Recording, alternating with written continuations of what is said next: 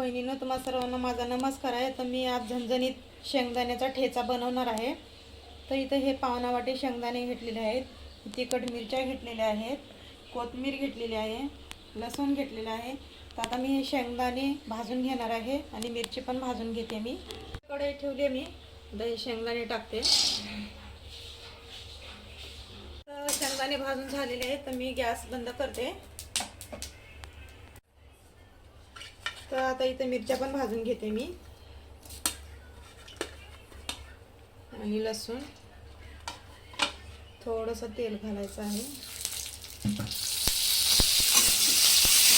तर इथे मिरच्या पण भाजून झालेल्या आहेत, तर मी आता गॅस बंद करून घेते. तर मी ते शेंगदाणे साफ करून घेतले. शेंगदाणे थोडं वाटून घेते मी खलबत्त्यामध्ये. हे बघा, असं तुम्ही पाटावरी पण वाटू शकता, मिक्सरमध्ये पण वाटू शकता.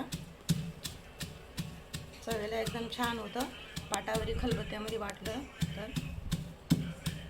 हे बघा, असं मी जाडसर वाटून घेतले याला. तर मी आता काढून घेते.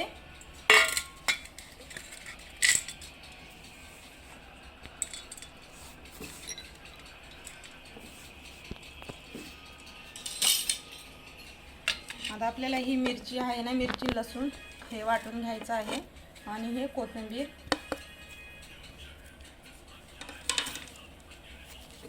ह्याला वाटून घ्यायचं आहे.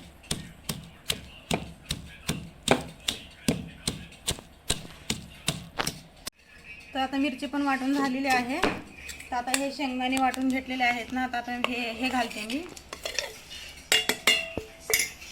तर बघू शकता. आणि आता चवीपुरतं हे मीठ घालते मी. आणि ह्याला पण असं हे मिक्स होईपर्यंत थोडंसं वाटून घ्यायचं आहे ह्याला. तर आता हे मिक्स होईपर्यंत मी वाटून घेतले. छान असं मिक्स झालेलं आहे. तर आता मी काढून घेते. मी आता गॅस चालू केले, कढई ठेवलेली आहे. तर हे जे ठेचा वाटून घेतलेला आहे तर हे घालते मी. बघू शकता. आता मी थोडंसं तेल घालते